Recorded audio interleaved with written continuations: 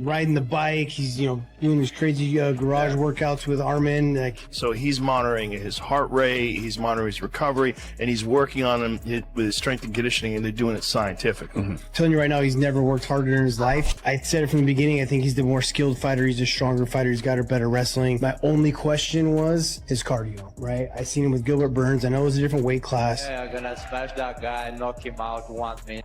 This right here represents the quintessential Khamzat that fans witnessed and genuinely dreaded, a relentless powerhouse that seemed utterly invincible. This footage solidifies every assumption about his pre-bout cockiness, his absolute conviction that he could steamroll through any challenger placed before him. This transcends typical fighter self-assurance that every competitor displays. This represents something entirely different. It's a condescending, almost insulting perspective toward opponents' actual talents. A genuine zero-opportunity mindset embodied and manifested in physical form. He entered that Burns confrontation carrying this exact mentality, completely disregarding tactical preparations and strategic counsel, exclusively concentrated on connecting with a finishing strike and concluding matters brutally. Picture that degree of raw certainty, that complete assurance aimed at someone like Sean Strickland. It's a belief system that can simultaneously serve as his most formidable asset and his most devastating tool, yet as witnessed during the Burns encounter, it can equally become his most significant weakness and potential undoing. He truly authentically anticipated flattening Gilbert Burns within 60 seconds, demonstrating exactly how minimal respect he possessed for his adversary's genuine talents and capabilities. This particular moment, this exact interaction, marked the initial authentic fracture in what appeared to be the invincible Khamzat legend the UFC had been constructing. For the first occasion in his meteoric journey, he faced genuine examination at elite levels, absorbed punishment from a world-class adversary, and experienced pressure to his breaking point in unprecedented ways. This serves as such a vital teaching moment regarding how rapidly and completely a fighter's confident zero-chance statements can face challenges and reality checks. Although he secured victory via judges' decisions, this battle demonstrated to everyone that Khamzat remains mortal, vulnerable to significant harm, and can definitely be surprised by a skilled, motivated challenger. What we trained, his mindset was he's going to go in there and he's going to destroy the guy. This was just an all-out brawl, which we were training not to have. Why did he just throw the game plan out? He threw the game plan out because he promised everyone that he was going to knock him out. After getting hit only twice in his first 4 UFC fights, Khamzat absorbs 119 significant strikes against. The direct consequences of that punishing Burns battle generated enormous public doubt and backlash, with critics claiming he was overhyped, that he believed his own mythology excessively, that promotional material exceeded actual performance. These represented genuine criticism circulating widely, directly attacking the fundamental basis of Khamzat's zero-opportunity approach that defined his standing. This perfectly illustrates what occurs in this industry when a commanding fighter faces exposure or simply encounters resistance. Storylines transform rapidly and decisively. Although he openly dismissed all negativity as meaningless, internally, this type of public questioning and skepticism certainly energized his competitive spirit and motivation to silence doubters. For someone like Strickland, who consistently feeds off perceived slights and converts them into fuel, this type of exposed weakness in Khamzat's reputation would represent clear psychological territory to target. Khamzat's answer to all the controversy, predictably, embodied classic behavior, simply confident, straightforward responses, showing his capacity to separate external distractions while preserving his fundamental self-confidence regardless of outside opinions. The audience reaction tonight showed clear dissatisfaction with your showing. What was your emotional response to that feedback? I was surprised that Khamzat Chimaev was declared the victor. A lot of people gave that fight to Gilbert Burns. He could have lost that thing. So Chimaev is definitely overrated. Everybody thought this guy would ragdoll everybody he fights. He thinks he could walk on water a little too much, and that's partially our fault. This footage captures pure Khamzat in his most unfiltered state, completely unrepentant, and intensely concentrated on his priorities. When media questioned him regarding fan displeasure and public responses to his showing, his answer delivers uncompromising truth that cuts through distractions. He remains completely indifferent to crowd fickleness or social media commentary about his performance. This emotional stability, this total immunity to outside judgment and negativity actually functions as a formidable mental advantage in his toolkit, particularly when he announces that challengers possess zero opportunities against him. This means he enters combat not seeking crowd approval or media validation, but fighting exclusively for personal goals, family security, and career aspirations and legacy. This focused determination and laser vision enables him to sustain an almost detached clinical confidence that remains unaffected by promotion or criticism from any source, making his zero-chance statements about challengers even more intimidating and convincing. He genuinely believes in his personal crusade above everything else, which makes him extremely threatening. This situation perfectly represents the current absolute chaos unfolding right now.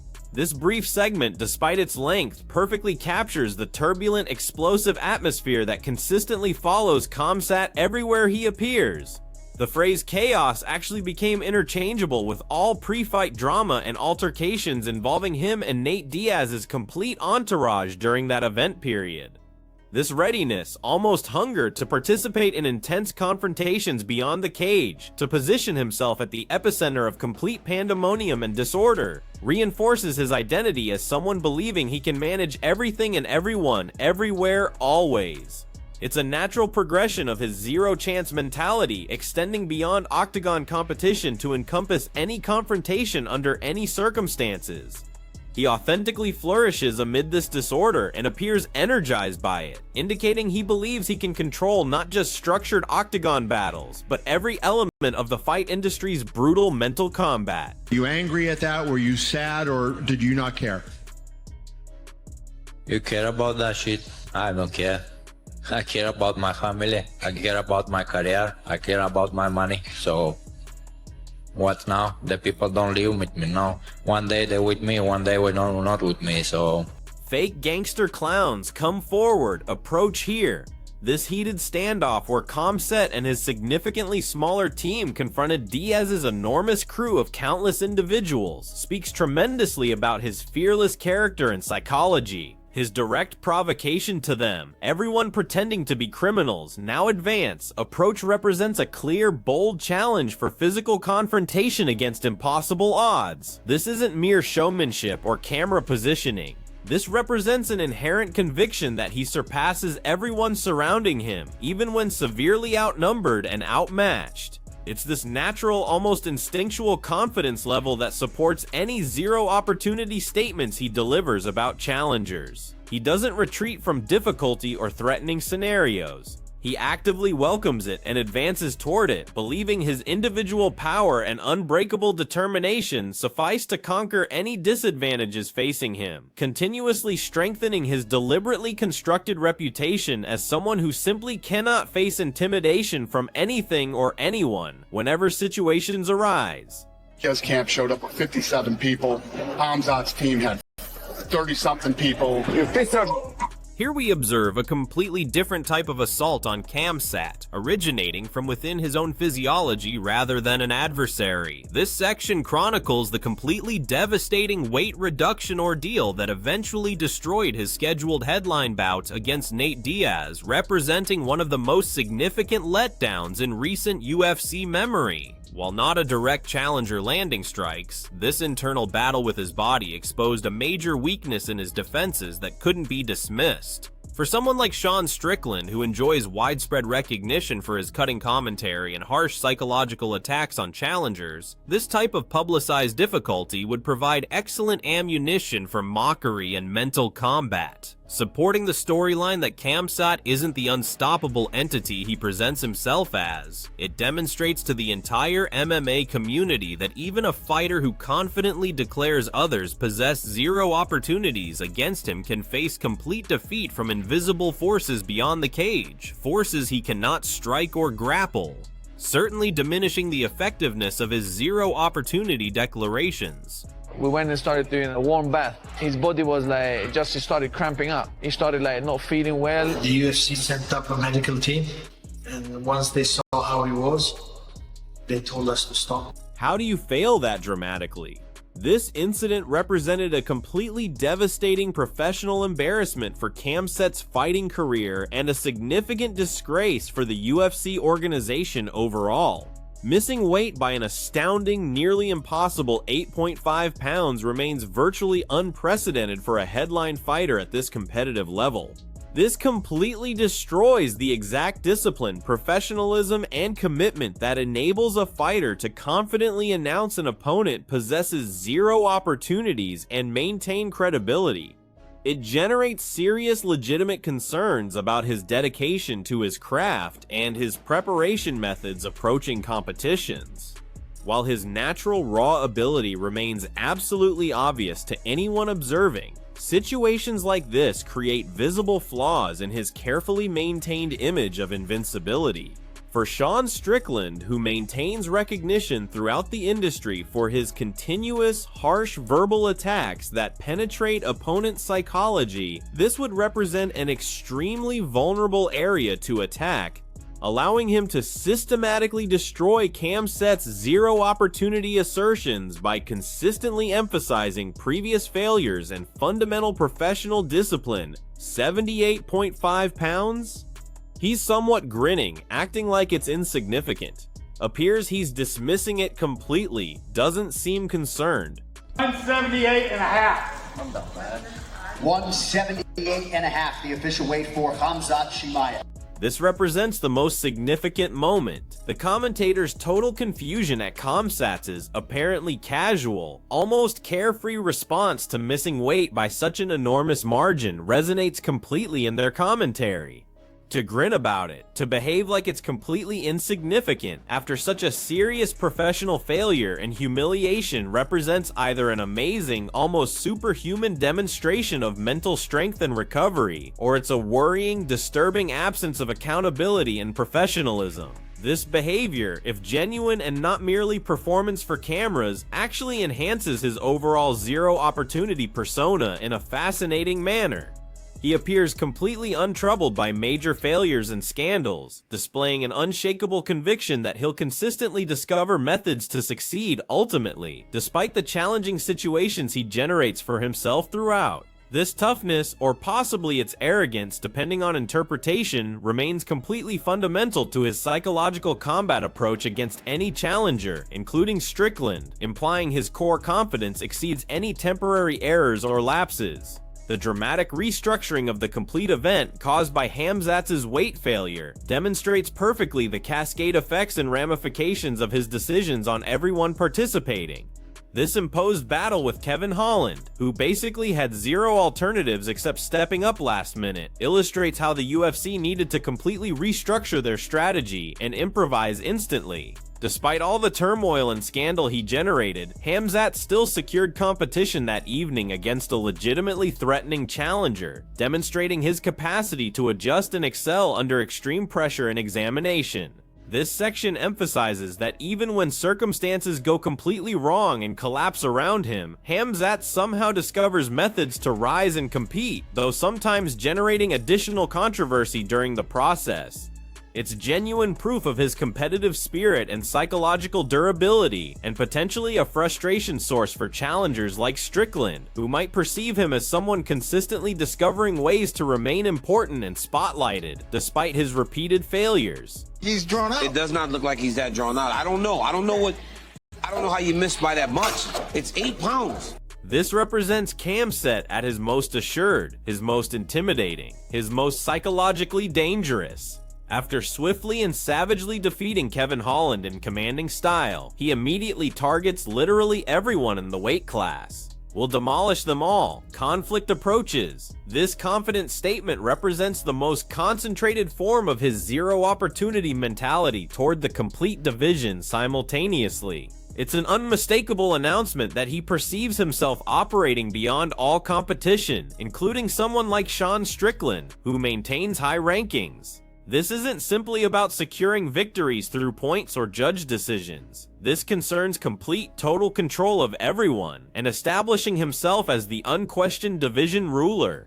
This steadfast self-confidence and assurance, particularly following such a controversial, turbulent period, perfectly explains why his zero-opportunity announcements about challengers carry such force and believability. Smash Holland, we smash Diaz, we smash them all. Borz is coming. Besides departing the UFC, the enigma and rumors surrounding Khamzat's year-long absence from competition, including discussions of passport confiscations and severe personal difficulties at home, introduces another intricate element to his already complex character. A fighter who declares zero opportunities for his challengers must maintain consistent presence and activity to preserve that mystique, yet Khamzat's journey has featured these extended, frequently unexplained disappearances that leave supporters questioning. While it certainly creates fascination and mystery around his narrative, it also generates real doubt about his dedication.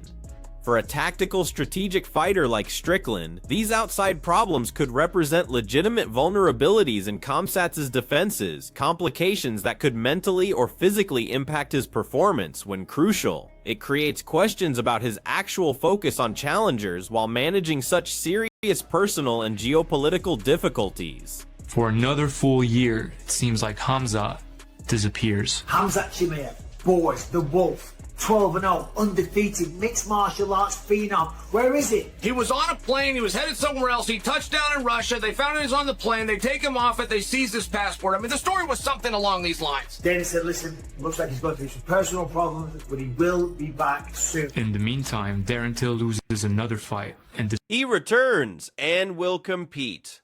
After spending 12 months in obscurity away from fighting, Dana White's significant declaration of Khamzat's comeback, and particularly his major transition to middleweight against dangerous Paulo Costa, marked a fresh phase in his journey. This advancement to an entire weight division above demonstrates his persistent ambition and authentic conviction that his superior abilities transfer across categories. If he can maintain dominance at 185 pounds against larger challengers, his zero-opportunity mentality gains additional validation and credibility. It proves he's not avoiding bigger, more threatening tests, further establishing his belief that his skill package surpasses anyone they position before him, despite size differences. This courageous climb through weight divisions perfectly explains why he'd informed Sean Strickland that he simply possesses no victory route against him. This represents the ultimate demonstration of Khamzat's zero-opportunity psychology, confronting Kamaru Usman, and legendary great and former champion with direct title shot implications at middleweight. This isn't simply accepting another bout, it's a major declaration to the complete division. It establishes beyond question he authentically believes he can overcome anyone, regardless of their legendary reputation or sport status. This assurance, this direct championship path through fighting legends, supports exactly why he would completely dismiss a challenger like Sean Strickland, perceiving himself as functioning on a completely different plane. Pursuing championship hardware rather than concerning himself with contenders ranked beneath him. His path has consistently moved upward, believing he's authentically destined for excellence. What's up, everybody? UFC President Dana White. I'm here to announce the guy everybody's been waiting to hear about, Khamzat Chimaev. This concluding statement from Khamzat provides a unique window into a more reflective, empathetic aspect of him, contrasting dramatically with his hostile, zero-opportunity cage identity that we typically witness. While he displays this representation of constant dominance and regularly discusses violently destroying challengers, this sincere appeal for harmony and peace exposes a deeper, more human side to his personality. It demonstrates that even a fighter carrying such fierce, intense competitive drive can simultaneously embrace universal principles and concern himself with matters beyond fighting. This depth actually deserves consideration when evaluating him. His assault on Strickland might remain purely calculated and strategic, but beneath all that hostility, there's an actual person who recognizes life's vulnerability outside the octagon. It's a meaningful reminder that even the most hostile, violent fighters possess dimensions beyond their combat personas. Muslim, Christian, Jewish, doesn't matter. Please, guys, be together. Let us live in this world good. Let us be happy.